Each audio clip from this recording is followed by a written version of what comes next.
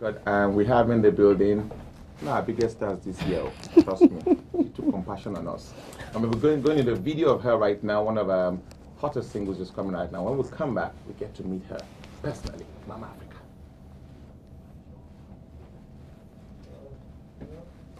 We're rolling? Yeah, we're rolling. Good, good.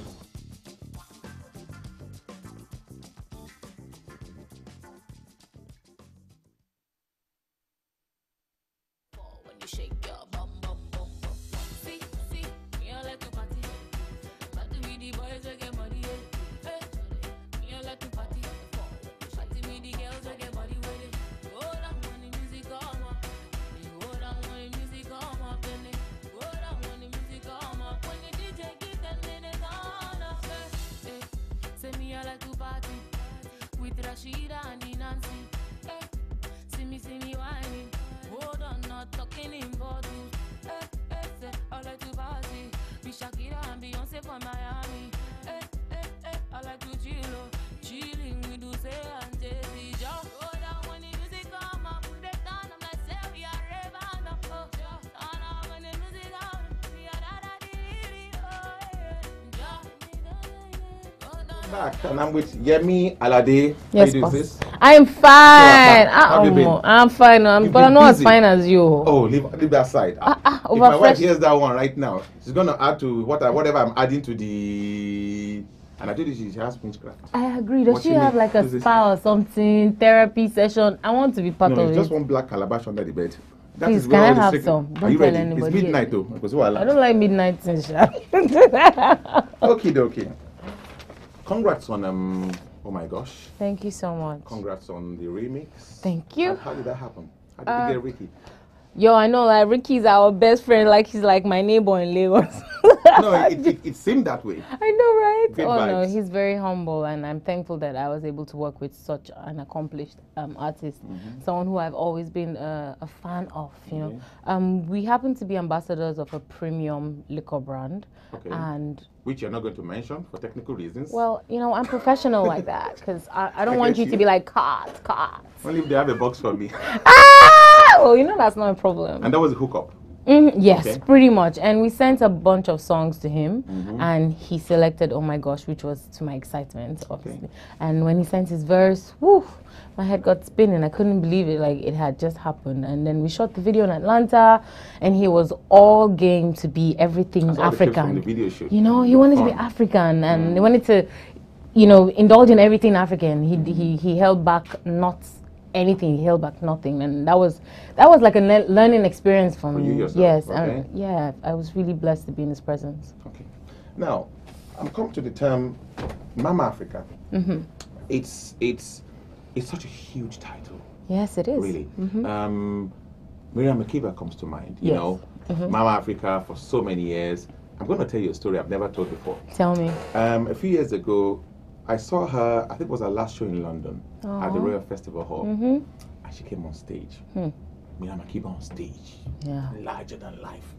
And one of the supporting acts had been waiting for a moment to kind of make a kind of statement. So midway into her performance, this lady came on stage with a big bouquet of flowers. And she didn't even just walk up to her. She just started doing this little side dance.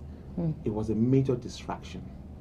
And what did Mama Africa do? She just pointed to one of her aides and said, take the flowers off her. And she just moved to the other end. Trust me, true life story. I'm not going to mention names. I'll tell you after the show. I'm just trying to allude to the grandeur, the size. And it's almost like an unspoken title. And in recent times, Angelique Kidjo also, that title Mama Africa revolves around her. Yeah. And more recently, you. And one common thread that runs through all of you is your scope and reach. Because you just don't say you're Mama Africa because you're African. It's meant to be a title that kind of reflects you across the continent. Yes. You speak French, you speak English, which is like the common lingua franca in the vast majority of it, and you sang in Portuguese. Or do you speak Portuguese? I have, but I do not speak Portuguese. But you sang in Portuguese. Yes, I have, and in Swahili. So you pretty much, so that's such a huge title. True. Do you feel that pressure carrying that name? No, at all. I do understand the the history behind that name, Mama Africa. It's a name that... Did you adopt it or somebody? So my friends started calling me Mama Africa randomly because I'm always in one African country or the other, hardly ever around. And then at some point when I needed an album title, I was compiling a list. And then I realized that someone just sent me a message saying, "Hey, Mama Africa, are you back?" I was like, that's my title, God bless you. And that's how it started. It was a nickname. But I do understand that most times the females who have come to own that name are way older than I am. They're probably even way more accomplished than young ones. You know, and stuff like that. But you see, I don't feel any pressure because I feel that Mama Africa is the earth we walk on. And I feel every one of us should tell the story. And I have decided to tell my story, my way, my version. You know, everybody owes it to Mama Africa to spread the good news, to talk about Africa, to be African, to be unapologetic about it. And that's what I'm doing. I feel no pressure. Awesome. Now, and in recent times as well, some of the interviews you've done, you've had to kind of like quash, you know, questions of either rivalry or why are they comparing you. But I always say, really, you're not comparable because what you do is quite very, very different for those who see, who can see through it, you know. But obviously, I understand the comparisons. You know, we need to compare. You know, it's more entertaining. Exactly, for who we are. So we'll talk about another thing I want to talk about is the role of the current role of women. I saw an interview you did about 5-6 years ago on Robin Mines. 5-6 years ago. You were on Robin Mines in 2014, and Ebuka was telling you that you know that there were a few women, and they were just a handful, and pretty much all the names he reeled off then, with the exception of maybe 1 or 2 now, are still the frontliners. Yeah, maybe now. Then he didn't mention Simi, but he mentioned YJ. Yeah. He mentioned Tiwa. Yes. So now we have Simi. And more recently, we have Tenny and Niniola, you know. Yes. So really, the landscape is still not. You don't have many big frontline. I get you. But the big frontline ones are big and strong, and many people should be working more together. Now, is it a necessity? Because I always think any kind of working relationship has to be organic. Yes. So why hasn't it connected organic? Why do you think? You mean for us to collaborate amongst ourselves? Work or do an all-star concert or anything like that. Has anybody approached you for that in the past? To be sincere, like an idea like that, an all-female concert is one that has been, you know, brewing for a long time. There's been proposals here and there. There's been talks about it. You've been approached. Yeah, and we've also, you know, was suggested in my team, and I've also suggested it to a few people. You know, something of that magnitude isn't something you're going to organize and make it just look like a walk in the park. It has to be grand. It's going to take a while, but it would definitely happen. And regards to the fact that females aren't as many as they used to be, I'd like to focus on the fact that we are actually even more than we were. Okay. You know, so it might, even if we're growing in, you know, arithmetic progression 1 + 2 + 3, while the guys are still going at geometric progression, we're still moving. And at some point, you know, many are called, few are chosen. It's not easy, but I think it will give.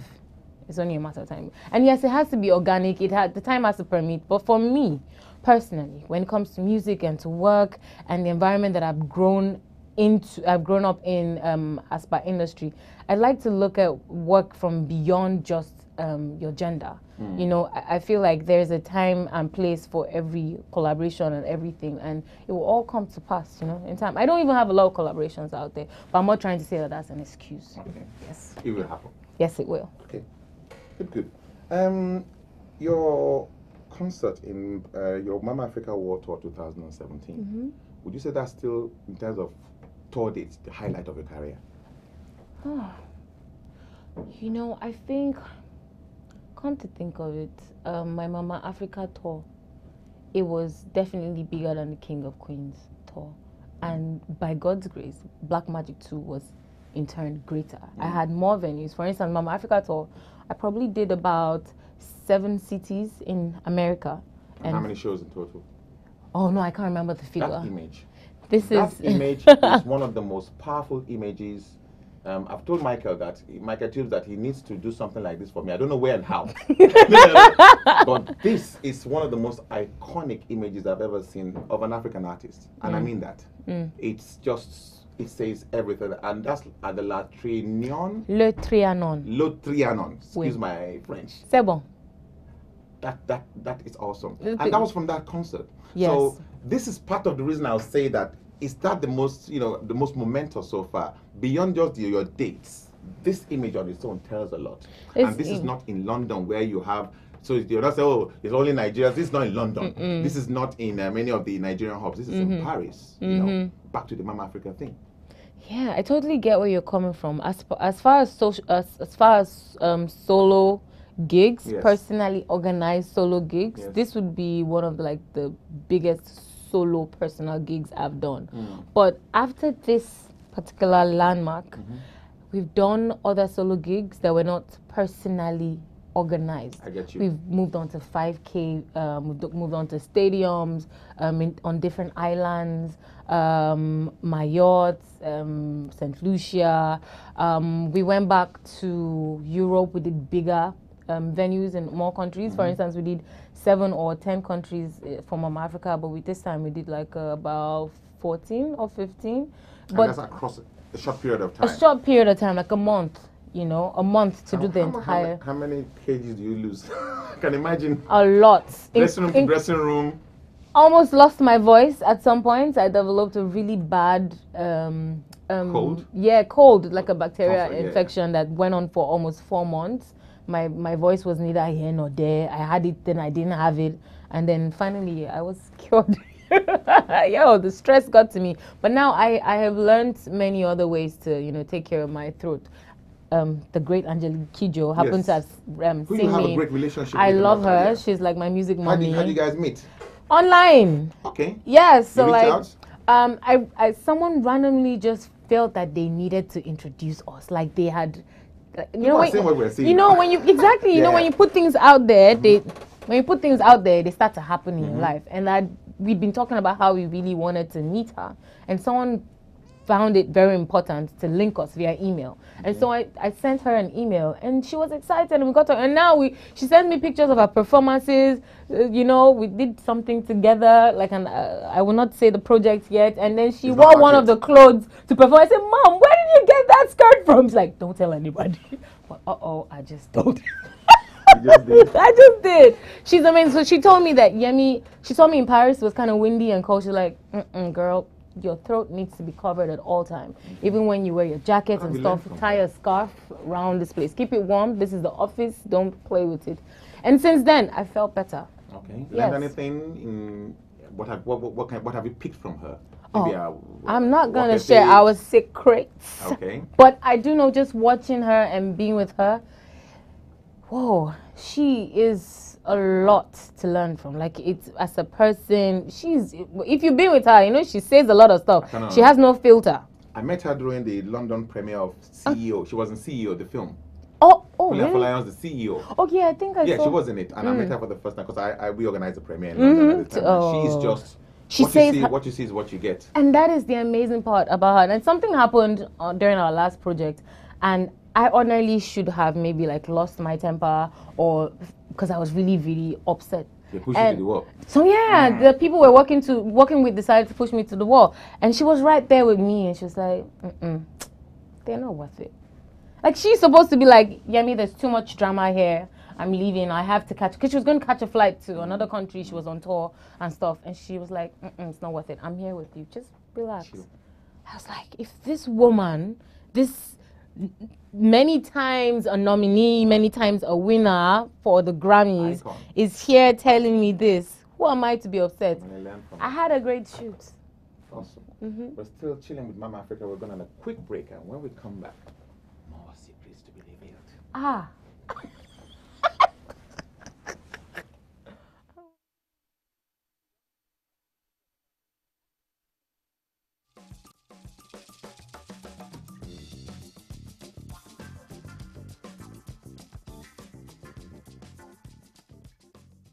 And we're still with Yemi Alade.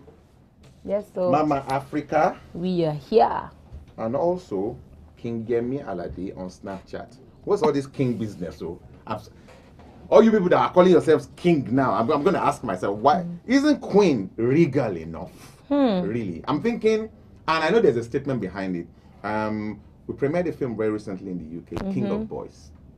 Kemi Adetiba's film. Yes. You know, and she's one of the creators as well. I see a lot of king popping into stuff she puts up. And is it a movement? Is it this group of people now who just decide to call themselves king? They want to come and take our space. No. So what is the king? Or Queen Yemi Alade was not available on Snap. And what happened really? No, it's not like that. Okay, I will speak for myself. What's the message though? Okay, so sincerely. Yeah.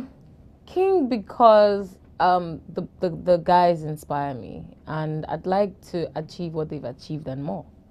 And no, it's true. It's really true. It's really true. Also, even if we're talking royalties now, a queen cannot make decisions without informing her king. Indeed. And in the lane that I've the choice of work that I've chosen for myself, I need to make decisions. I need to make moves, and I don't need anybody's permission.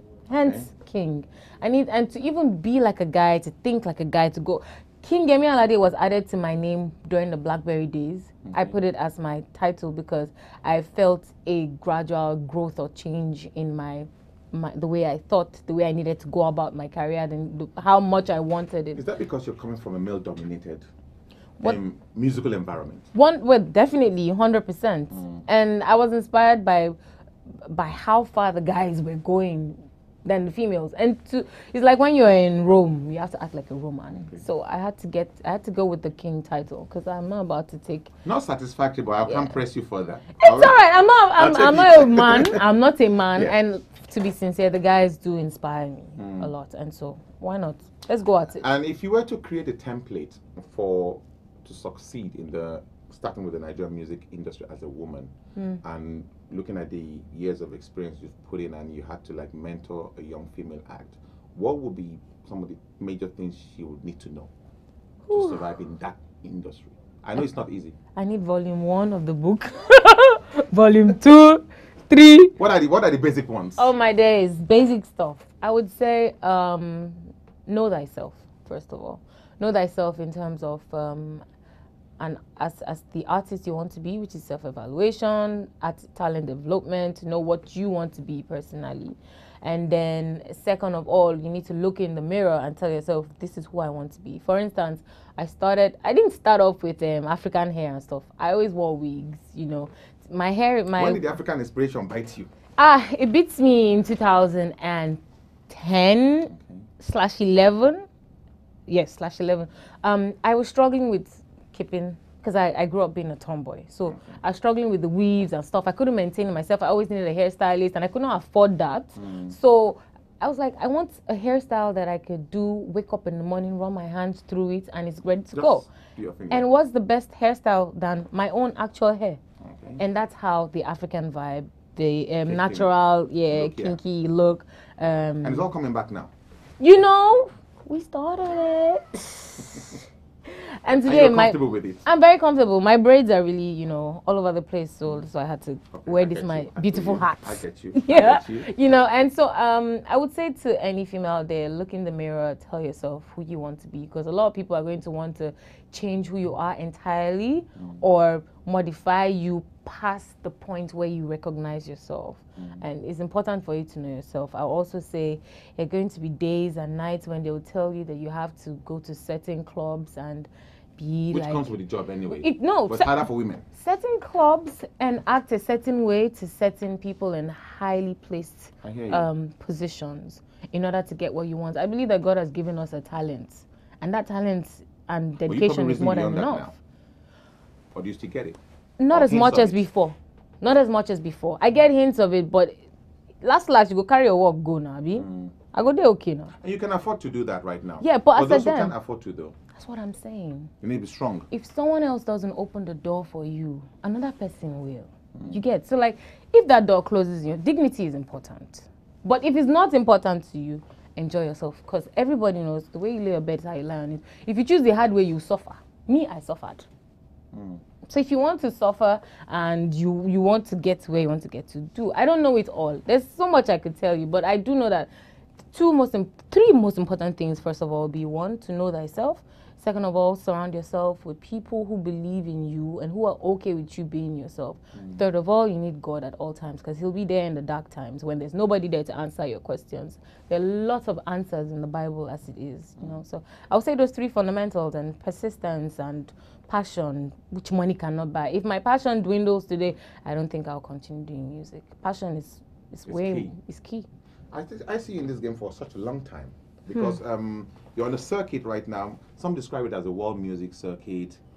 People describe it differently, but it's a circuit that kind of like just opens up many more opportunities. True. But then you need to have a certain depth to be able to play in that game, and I think that stands you out brilliantly. The last time I saw you, which was a while ago, was in New York at one awards where the music cut off in between. I don't know if you remember, it was in New York. Music cut off in between sometimes, and you had to and you just continued. You just came into the audience and you started performing. I was telling my friend Ayoshanaya, I said, you see, I said, this is what I'm saying, like moments like this will happen.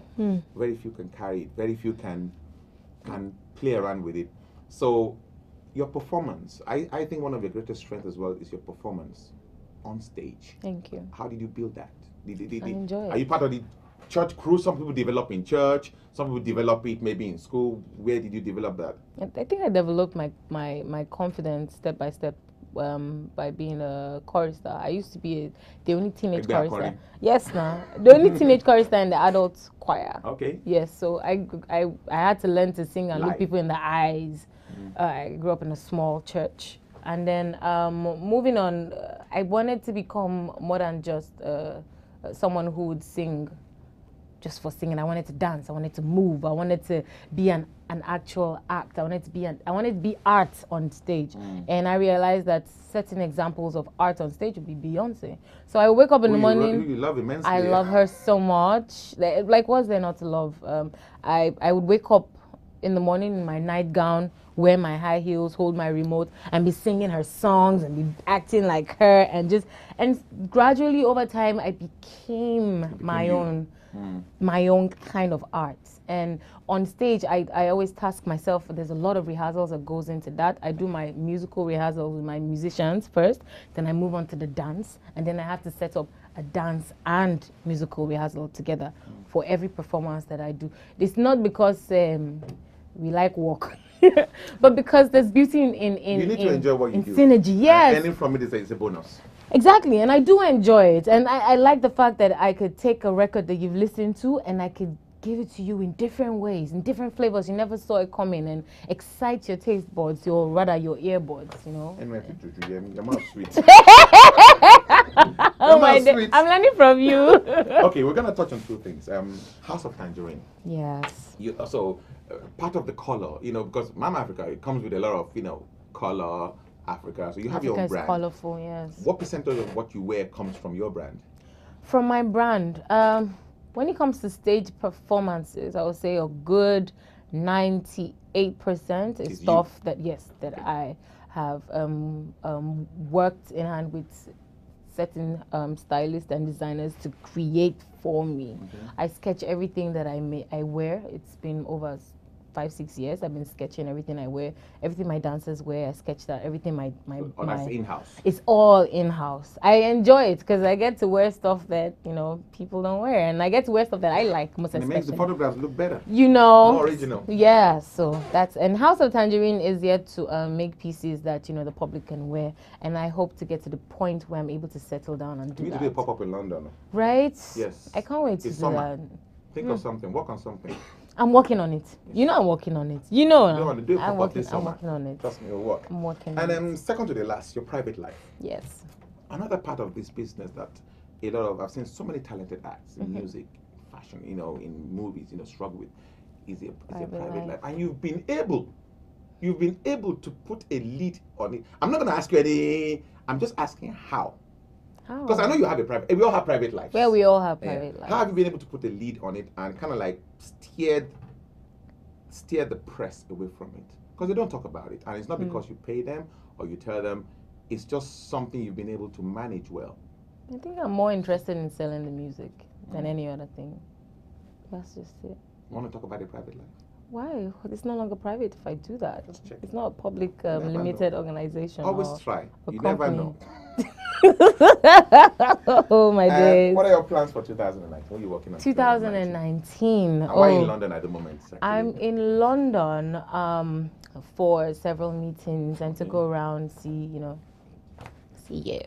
And most especially, I'm hoping that I'm able to put together an album listening of a private album listening, just have people while on this trip? Yes, while on this trip, listen to so people can listen to Woman of Steel before it hits the airwaves, get a few feedback. That's gonna be in the month of June, I'm assuming. Yes, the month of June. So I'm trying to do this here, do it in America, do it in Kenya, South Africa, Nigeria, a few countries before the album hits. So it's going to be back to back to back almost, you know. So that's really what I'm here for. And to shoot 1 or 2 more videos. Yeah. Okay. And then awesome. Yeah. And lastly. Yes. Also, a few years ago, you described your music as Afropolitan. Yes. In that period, Afrobeat has kind of like, which is a very specific genre for African pop music. Yeah. You know, which you do partly as well, because yes. So, we used to still describe yourself as Afropolitan today. It's definitely still Afropolitan because the ingredients are still the same. Afropolitan to me is a combination of Afrobeat, high life, pop, and R&B. You know, so like 2 borrowed and 2 very well owned genres. It's still Afropolitan. Nothing don't change. Nothing change. Awesome. Yemi Alade, always a pleasure. Always. Thanks for coming on the show. Let me chop some of that youth, sir. Yeah. Hey, I don't collect the winch. You're watching Jealous. You're jealous me on this job. Oh, your skin is radiating, it's freshing. Hey, my day. I just had a wonderful session with Yemi Alade, Mama Africa. She's gonna be having listening party for our next project in the month of June in London. Industry only or anybody coming? Oh, well, I'll let you know. Will let us know. We'll keep it posted. Stay tuned.